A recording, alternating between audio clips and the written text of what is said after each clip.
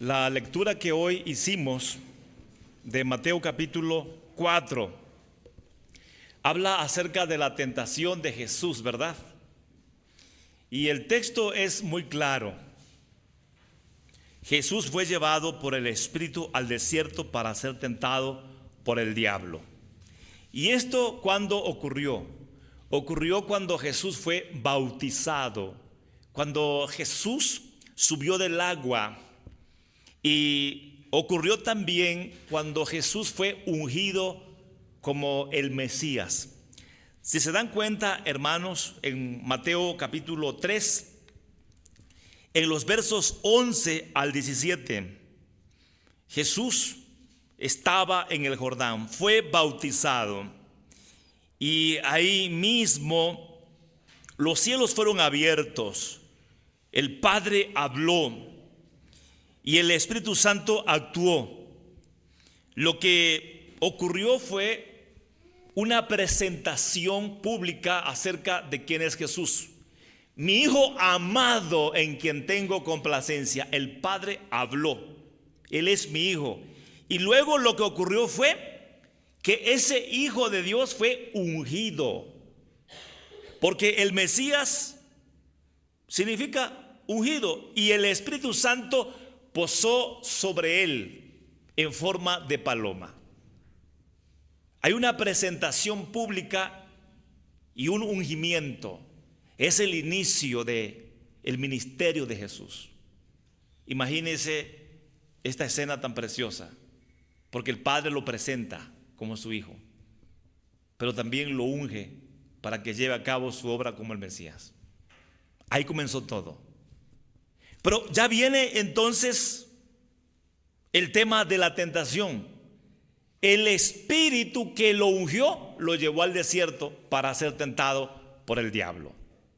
No quiere decir que el Espíritu Santo lo tentó. Dios no puede ser tentado ni tienta a nadie. Pero fue en un propósito al desierto. Y el Espíritu Santo tiene como propósito guiarlo hacia allá. Recordemos que acaba de ser ungido. ¿Quién lo unge? El Espíritu Santo.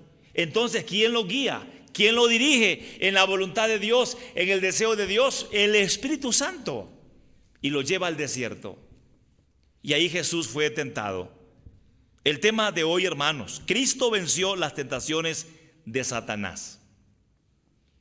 ¿Por qué fueron necesarias estas tentaciones?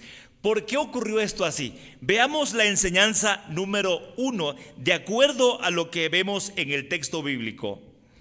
Entonces Jesús fue llevado por el Espíritu al desierto para ser tentado por el diablo. Estamos en Mateo capítulo 4, versículo 2.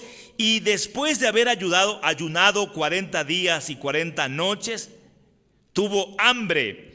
Y vino el tentador y le dijo: si eres hijo de Dios, di que estas piedras se conviertan en pan.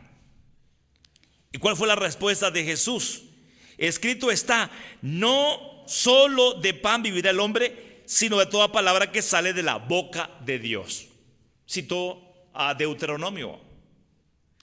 Pero vean lo que ocurre, hermanos. El Espíritu Santo, quien ubica a Jesús en el desierto, lleva a Jesús para que ayune 40 días y 40 noches. ¿Y qué fue lo que vimos anteriormente en el texto? El Padre dijo: este es mi Hijo amado en quien tengo complacencia. Públicamente Jesús fue presentado como el Hijo de Dios y fue ungido. Y ahora el diablo, tomando en cuenta lo que había ocurrido, le dice: si eres hijo de Dios, di que estas piedras se conviertan en pan. ¿Saben qué fue lo que el diablo le dijo a Jesús? Demuestra que eres divino, demuestra que eres Dios. Pero Jesús había sido ungido para ser el Mesías. Entonces, Jesús es humano, pero Satanás lo lleva a demostrar que es divino. ¿Saben por qué, hermanos? Y aquí viene la enseñanza número 1. Jesús no renunció a su humanidad para calmar su necesidad física. Él quiso calmar nuestra necesidad espiritual. Jesús fue verdadero humano dispuesto para morir en la cruz por nuestros pecados. Y si Jesús estaba ayunando, ¿qué estaba haciendo Jesús? Se estaba preparando como humano para llevar a cabo su obra para la que había sido ungido. Entonces, ¿qué está en juego? Su humanidad, su ungimiento, su obra como el Cristo que tiene que morir. Y cuando Satanás lo lleva a este punto, haz que esta piedra se convierta en pan. Por un lado está diciendo, actúa como divino, demuestra que eres el Hijo de Dios, demuestra que eres divino y convierte esta piedra en pan, para que sacies tu necesidad. Pero vemos que era necesaria la humanidad de Jesús para poder salvarnos a nosotros. Y era necesario que Él sufriera en su humanidad para salvarnos a nosotros. Jesús no pensó en su necesidad en ese momento, pensó en la nuestra. Podemos verlo así. Jesús no pensó en su necesidad física para pensar en nuestra necesidad espiritual. Pero no solamente vemos eso. Jesús, en su necesidad natural como humano, no renuncia a su propósito de padecer por nosotros como humano en la cruz. Porque si Él actuaba de manera divina, el diablo entonces lo estaría desenfocando de su propósito humano, de padecer, de sufrir en la cruz por nosotros. Pero también Jesús, si había ayunado, era porque estaba buscando la fortaleza del Padre, estaba dependiendo del Padre para llevar a cabo su obra. El Padre dice, es mi Hijo, el Espíritu Santo lo unge, lo guía, y el Espíritu Santo lo guía para que dependa del Padre, para que ayune, para que ore, para que se prepare en ese propósito llevar a cabo su ministerio.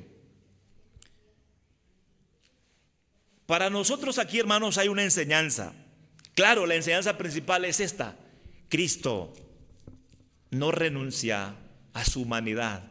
Cristo no sacia su necesidad humana y lo hace por nosotros, para que espiritualmente estemos bien, para lograr lo que nosotros necesitábamos, y era resolver nuestro problema espiritual de pecado. Pero también podemos ver una enseñanza práctica. No renunciemos a lo espiritual por lo físico o material. Dependamos siempre de la fidelidad de Dios. Jesús no necesitaba convertir esa piedra en pan. Él había ayunado, había orado. Entonces, ¿de dónde vendría la provisión? La provisión vendría de su Padre Celestial, quien lo ungió en la carne como humano para llevar a cabo una obra perfecta, y esa es la obra de nuestra salvación. Otra enseñanza práctica en esto es: confía en Dios, Él te proveerá a través de Cristo. Porque Jesús cita lo que dice Deuteronomio: no solo de pan vivirá el hombre, sino de toda palabra que sale de la boca de Dios. Entonces el mensaje es: confía en Dios que te va a proveer, y Dios te va a proveer a través de Cristo. Si Dios te dio a Cristo como provisión, en Él te da todas las cosas. Pero aquí también tenemos que ver un paralelo entre Jesús como el segundo Adán y el primer Adán. El primer Adán cedió ante la tentación de comer. ¿Qué le dijo el diablo a Eva? Come. ¿Qué hizo Eva? Comió. ¿Y qué le dijo Eva a su marido? Come. ¿Y qué hizo él? Comió. Entonces el primer Adán cae en la trampa del diablo, come. El segundo Adán, que es nuestro Cristo, nuestro Mesías, no comió y venció al diablo con la palabra. ¿Qué debió haber dicho Eva? No debo comer porque Dios dice que yo no coma. Y Jesús responde con la palabra. Veamos, hermanos, aquí también que Satanás siempre va a usar la palabra para confundir a las personas religiosamente. Y los lleva en una falsa piedad, los lleva en una falsa santidad, los lleva en una falsa religión, los lleva en una falsa esperanza. En fin, el diablo usa la religión. La segunda cosa, segunda enseñanza, y tiene que ver con la segunda tentación. El versículo 5. Entonces el diablo le llevó a la santa ciudad y le puso sobre el pináculo del templo y le dijo: si eres hijo de Dios, échate abajo, porque escrito está: a sus ángeles mandará acerca de ti, y en tus manos te sostendrán para que no tropieces con tu pie en piedra. Versículo 7, Jesús le dijo: escrito está, no tentarás al Señor tu Dios. Y vuelve de nuevo a llevarlo a un punto en el que él demuestre que es el Hijo de Dios. La segunda enseñanza es que Jesús no renunció a la muerte de cruz por nuestros pecados, ni al tiempo señalado por Dios para ello. Porque ¿qué creen que buscaba el diablo? Que Jesús muriera de esa forma y no en la forma de cruz. ¿Se dan cuenta, hermanos? Ahí hay dos cosas. La muerte redentora de Cristo había sido anunciada como muerte de cruz. Y el diablo quiere asesinarlo, llevándolo en tentación a que pruebe a Dios. A ver si es cierto que Dios es fiel. Y a ver si es cierto que tú eres hijo de Dios. Échate abajo. Entonces no te va a pasar nada. ¿Qué iba a pasar si Jesús se lanzaba? Iba a morir. Y ya no iba a llevar a cabo la muerte de cruz, y además no iba a llevar a cabo la muerte en la agenda de Dios, en el itinerario de Dios. Estaba escrito muerte de cruz, y estaba escrito cuándo. Satanás quería evitar la muerte voluntaria de Cristo.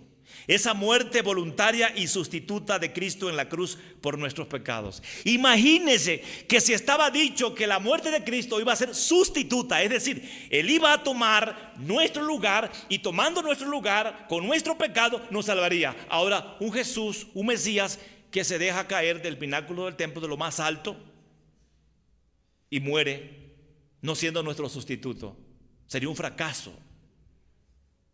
Entonces Él debería morir con muerte de cruz y debería morir de acuerdo al itinerario de Dios. Jesús no pone a prueba la fidelidad de Dios. Él sabe que Dios es fiel. Jesús sabe que moriría en la cruz siendo castigado por Dios a causa de nuestros pecados, y no renuncia a esto. Él no busca que Dios lo salve. Él busca que Dios lo condene. Jesús se encarnó para que Dios nos salvara a nosotros del sufrimiento, llevándolo a Él al castigo, al dolor, al sufrimiento. ¿Ven cómo el diablo quiere confundirlo? El diablo le está diciendo: mira, libérate de la muerte, libérate del sufrimiento, lánzate, Dios te va a salvar. Lo está engañando o queriendo engañar. Pero Jesús sabe que no tiene que buscar la misericordia de Dios. Él buscará la ira de Dios por nosotros para que Dios tenga misericordia de nosotros. La segunda cosa, así como debes confiar que Dios te proveerá, tú debes confiar que Dios te protegerá. Porque en verdad Dios nos sustenta con el pan espiritual que es Cristo, y nos nutre físicamente también con el pan. Y en verdad Dios nos protege, Dios nos guarda. El Salmo 91 que he citado acá, en verdad muestra que Dios es fiel. Pero veamos también, hermanos, el paralelo entre el primer Adán y el segundo Adán. El primer Adán es así: come y comió. El segundo Adán come, no comió. El primer Adán: no morirás, no morirás. Y al segundo Adán se le dice: no morirás. El primer Adán sí murió, porque cayó en la mentira, cayó en la astucia del diablo. Y el diablo dijo: no morirás. ¿Y qué pasó? Murió. Al segundo Adán se le dice, no morirás. ¿Y qué hizo el segundo Adán? No se lanzó y no murió. La tercera enseñanza, hermanos, aparece en la tercera tentación. En el versículo número 8, ya hasta el final. Otra vez le llevó el diablo a un monte muy alto y le mostró todos los reinos del mundo y la gloria de ellos. Y le dijo, todo esto te daré si postrado me adorares. Y mire, versículo 10, entonces Jesús le dijo, vete a Satanás, porque escrito está, al Señor tu Dios adorarás y a Él solo servirás. El diablo entonces le dejó y aquí vinieron ángeles y le servían. La segunda enseñanza, hermanos, precisa que Jesús tenía bien claro, su muerte era muerte de cruz. Y que su muerte estaba en el plan de Dios, en un horario, en un tiempo. La tercera cosa que aparece aquí, que es fundamental también, hermanos. Jesús no renuncia a su obra como el Mesías por enfocarse en el reino de este mundo.